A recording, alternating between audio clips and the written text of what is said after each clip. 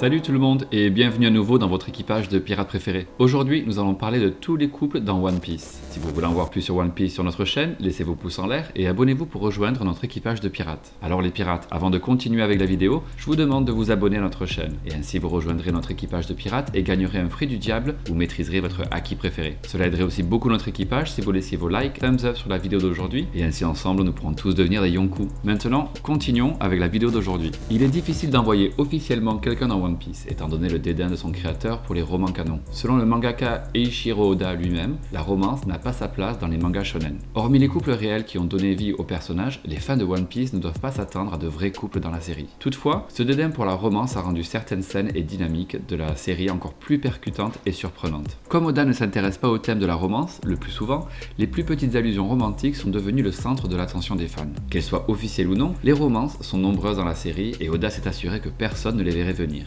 Alors pourquoi ne pas parler davantage de One Piece, de la romance et des couples possibles? C'est le sujet de la vidéo d'aujourd'hui. Je pense que la première chose que nous devrions situer ici est que One Piece est une histoire du shonen, pas une romance. Cela signifie que ce genre d'œuvre ne se concentre pas toujours sur la relation entre les personnages et on peut donc se demander si Oda va essayer de se concentrer sur cette situation entre couples. Il a lui-même déclaré dans le SBS du volume 34 que les Mugiwara ne pouvaient pas tomber amoureux les uns des autres, mais de l'aventure dans laquelle ils se trouvent. Cela signifie que les couples entre eux sont impossibles car ils forment une famille. Mais il faut aussi se rappeler qu'il a toujours dit qu'il n'était pas fan d'écrire sur les relations. Et cela commence par les relations mère-enfant, ce qui justifierait que de nombreux personnages soient abandonnés par leurs parents ou commence l'histoire sans eau dans le tableau. Mais cela ne signifie pas que nous n'aurons pas de couple dans l'histoire, car même sans se concentrer spécialement sur la romance, Oda parvient à créer des personnages avec une grande dynamique et par conséquent de bons couples. En arrêtant de réfléchir depuis le début du manga, il est possible de visualiser l'existence de sentiments entre les personnages. Kaya, toujours dans la saga Usopp, montre qu'elle l'aime bien, et cela est renforcé par Oda dans une histoire de couverture, où il y a beaucoup de prétendants qui veulent sortir avec elle, et elle ne s'en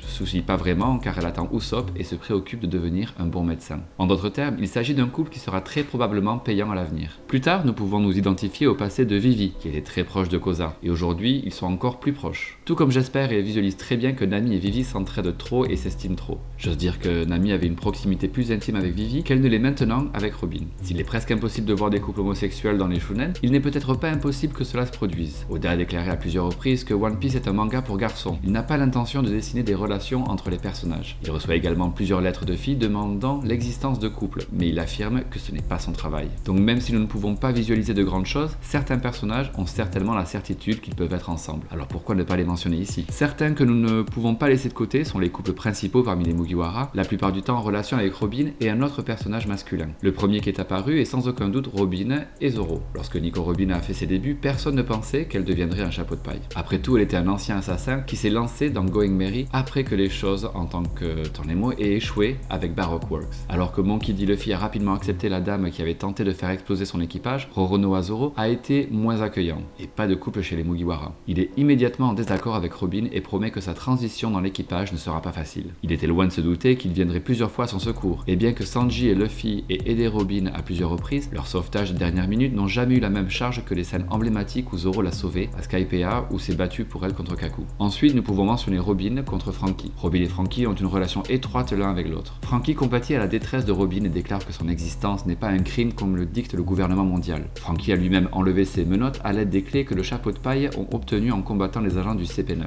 Ils ont également battu Spandam ensemble car ils avaient tous deux une haine mutuelle pour lui. Robin a aidé les chapeaux de paille à convaincre Franky de les rejoindre en lui attrapant l'entrejambe à la grande douleur et au dégoût de Franky. Il est également le seul membre de l'équipe capable de vaincre Robin, bien qu'elle soit considérée comme le membre le plus calme, à égalité avec Zoro, sauf lorsqu'il se dispute avec Sanji. Elle est irritée par l'irrévérence de Franky dans les moments sérieux. En tant qu'une amie, elle semble complètement indifférente aux inventions ridicules de Franky. Elle était visiblement agacée lorsque Franky était dans le corps de Chopper, dont elle était très proche, faisant des grimaces étranges et obscènes. Comme Nami et Usopp, Franky n'apprécie pas non plus l'étrange habitude de Robin d'utiliser des faits durs ou effrayants pour suggérer des résultats possibles. En laissant de côté les couples impossibles entre Mugiwara, passons à ceux qui pourraient se concrétiser plus facilement. Le premier d'entre eux est Zoro et Tashigi. Apparemment, Tashigi a toujours une dent contre Roronoa Zoro. Après avoir découvert sa véritable identité, elle le provoque en duel. Zoro la bat, mais elle refuse d'accepter la défaite à moins qu'il ne la batte pour de vrai. L'un des objectifs de Tashigi est de vaincre Zoro pour l'amener à Wado Ishimonji, car elle estime qu'elle lame aussi célèbre ne devrait pas être entre les mains d'un criminel. Bien plus tard, elle se rend compte que Zoro possède également le Shusui, ce qui accroît son intérêt. En voyant ses capacités avancées après 2 ans à se perfectionner avec Mihawk, elle commence clairement à respecter sa force colossale. Ensuite, nous avons Smoker contre contre Hina.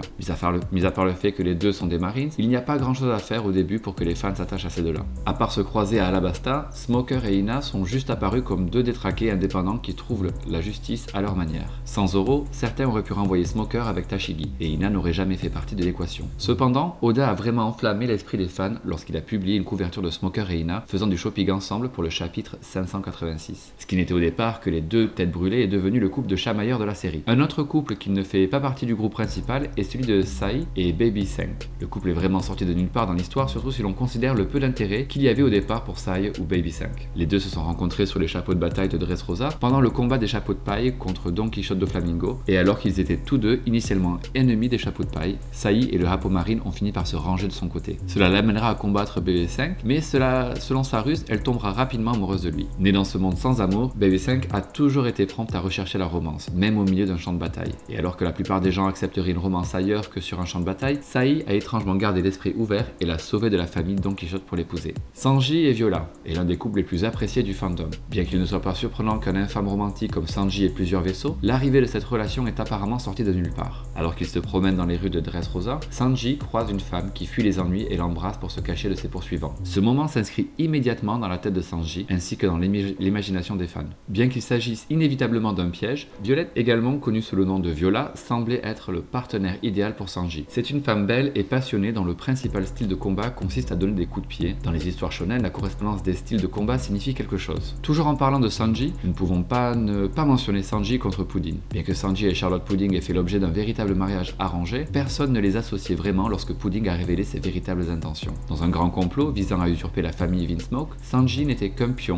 dans les mains impitoyables de la famille Charlotte qui a été forcée de trahir son équipage. Une fois que Pudding a commencé à rire des concessions d'amour désespérées de Sanji, survenant pendant la période la plus difficile de sa vie, et pas dans une cellule de prison, les fans se sont rapidement retournés contre elle. Et tout aussi rapidement, ils se sont retournés lorsque Sanji avait un regard d'amour sincère qui lui seul pouvait tirer, a réussi à changer la jeune fille volage une fois de plus. Malgré une rencontre dans les circonstances défavorables, les fans se sont maintenant impatients de voir ce qui va se passer entre les deux. L'histoire suivante impliqua un Mugiwara et celle d'Usopp et de Kaya. Alors qu'il vivait dans son village natal, Usopp a soutenu Kaya lors de la mort de ses parents et a essayé de la rendre heureuse en lui racontant des histoires fictives. Cependant, sa déception a joué un rôle négatif lorsqu'il a essayé de la protéger du plan triennal de Kuro. Elle ne l'a pas cru et a été très déçue par lui, jusqu'à en faire des cauchemars, jusqu'à ce qu'elle découvre la vérité. Réalisant qu'Usopp se battait pour elle, elle alla à la rencontre de Kuro pour arrêter son ancien gardien, allant jusqu'à pointer une arme sur lui. Avant de partir, Usopp promit de lui raconter sa plus grande aventure à son retour et elle promit à son tour d'attendre ce moment. Lorsque le prospectus de Sogeking a été publié, Kaya l'a reconnu comme étant Usopp et inspiré par cela,